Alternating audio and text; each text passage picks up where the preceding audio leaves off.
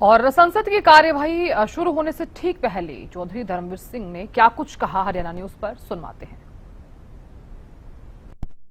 इस प्रकार से 3 दिनों के लिए स्पेशल सत्र बुलाया गया है पार्लियामेंट का। आज पहला दिन है। हमारे साथ बातचीत करने के लिए लोकसभा सांसद चौधरी धर्मवीर सिंह मौजूद है। सर, हरियाणा न्यूज पर आपका स्वागत है। सर, 3 दिनों के लिए स्पेशल सेशन बुलाया गया। सबसे पहले तो विमेन रिजर्वेशन बिल पर हम बाद में आएंगे। सवाल इस समय को लेकर उठाया जा रहा है कि चुनाव है कुछ राज्यों में और आनन फानन में वोट बटोरने के लिए सत्तारूढ़ पार्टी ने ये समय चुना है। देखिए, भारतीय जनता पार्टी का तो शुरू से एजेंडा रहा है एक देश एक चुनाव। कभी किसी स्टेट का चुनाव, कभी बाई इलेक्शन, कभी और चुनाव। हम तो ये चाहते हैं कि सारा चुनाव ही एक समय हो। और अगर हम ये स्टेट के चुनाव इनको देखते रहेंगे तो इसका मतलब महिलाओं का जो सशक्तिकरण है वो प्रोग्राम अधूरा रह जाएगा। जो बिल पास होकर पहले कानून बन जाना चाहिए था। कांग्रेस के पास भी बहुत समय था, उन्होंने तो नहीं किया। अब किया तो बाई इलेक्शन है। अगर बाई इलेक्शनों को रोकना है तो भारतीय जनता पार्टी का मुख्य एजेंडा है कि एक देश एक चुनाव, उसमें भी इन्होंने समर्थन करना चाहिए। और अगर हम बाई इलेक्शन या चुनाव देखते रहेंगे तो फिर हमारा काम नहीं बनेगा।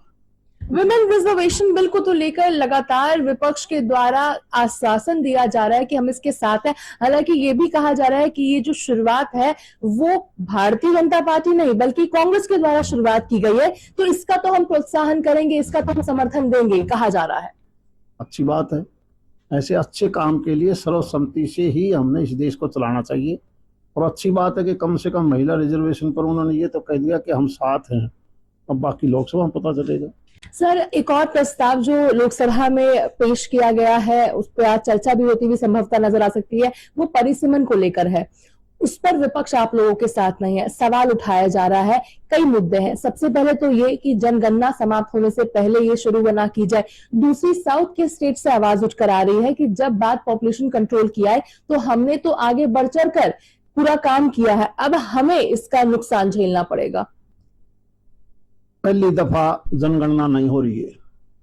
हर 10 साल के बाद जनगणना होती है, लेकिन बदकिस्मती से कोविड का एक ऐसा टाइम आया जब ये जनगणना नहीं हो पाई, इसीलिए थोड़ा सा आगे हुआ। जहां तक डिलिमिटेशन का मामला है, ये कोई पहली बार थोड़ा हुआ है। आपने प्रदेश और देशों में कितनी बार देखा डिलिमिटेशन।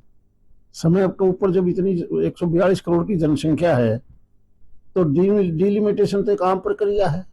उसके बारे में ये क्या कहना चाहते हैं, हमारे समझ में नहीं आई बात। क्या उम्मीदें विपक्ष से आप लोग स्पेशल सेशन में रखते हैं? हम तो उम्मीद तो सेशन में नहीं बल्कि यही रखते हैं कि आओ हम मिलकर देश का विकास करें और 2047 तक ये देश विकसित कैसे हो सकता है, अच्छा सुझाव दे के आगे बढ़े।